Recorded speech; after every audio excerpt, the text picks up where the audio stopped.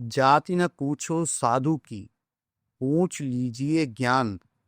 मोल करो तलवार का, पड़ी रहें दो म्यान।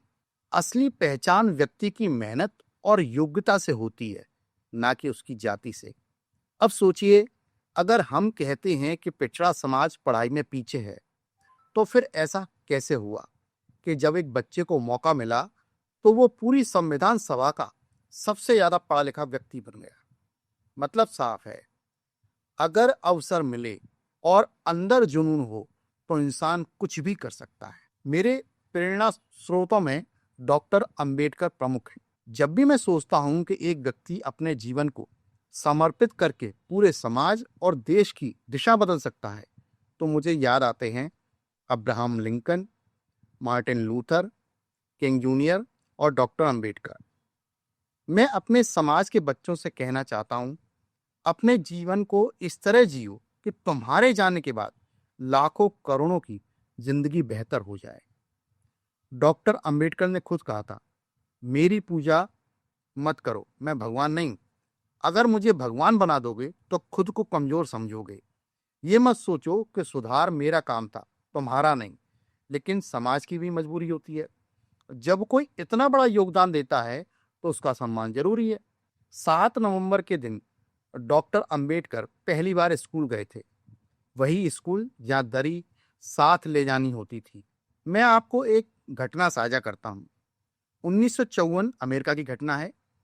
वहाँ जो स्थिति अश्वेतों की थी, वैसी ही स्थिति यहाँ भारत में दलितों की रही है।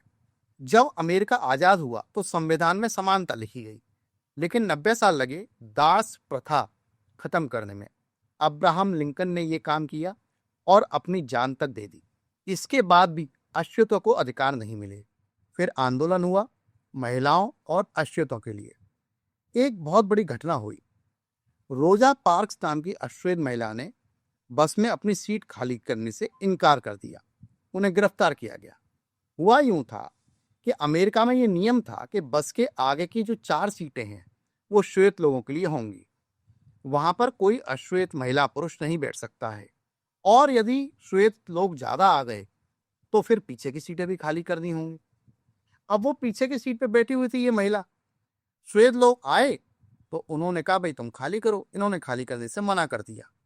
जब मना कर दिया तो पुलिस आई और इनको गिरफ्तार किया और जेल में डाल दिया गया। ये घटना घट गई।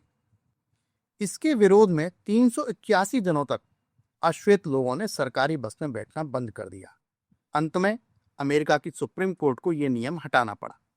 डॉक्टर अंबेडकर हमारे समाज के रोजा पार्क्स और लिंकन हैं।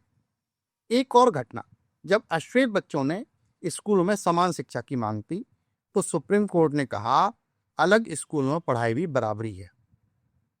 लेकिन आंदोलन चलते रहे और 1954 में brown versus board of education case में सुप्रीम कोर्ट ने कहा, समानता का मतलब है श्वेत और अश्वेत एक ही स्कूल में पढ़ेंगे। ये अमेरिका की घटना बता रहा हूं मैं आपको। फिर अमेरिका में बड़े पैमाने पर विरोध हुआ। बच्चों की स्कूल बसों की सुरक्षा के लिए पुलिस की गाड़ियां लगानी पड़ी। इतिहास आसान नहीं रहा, लेकिन बदलाव आया। 1776 में अमेरिका आजाद हुआ। 1866 में दास प्रथा खत्म हुई। 1950 के दशक में आंदोलन सफल हुए और फिर बराक ओबामा राष्ट्रपति बने। इतिहास ऐसे ही बनता है। हर व्यक्ति को अपनी भूमिका निभानी होती है।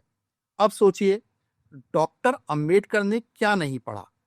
पहली रिसर्च एंथ्रोपोलॉजी में, पीएचडी इकोनॉमिक्स में, और फिर संविधान, कानून और राजनीति के विशेषज्ञ बने। अगर वो कर सकते हैं तो आप क्यों नहीं कर सकते? आपको ठानना होगा, पैरों में जूते हों या ना हों, हाथ में किताब जरूर होनी चाहिए। किताब सूरज से बचने के लिए नहीं, खुद सूरज बनने के लिए होती है।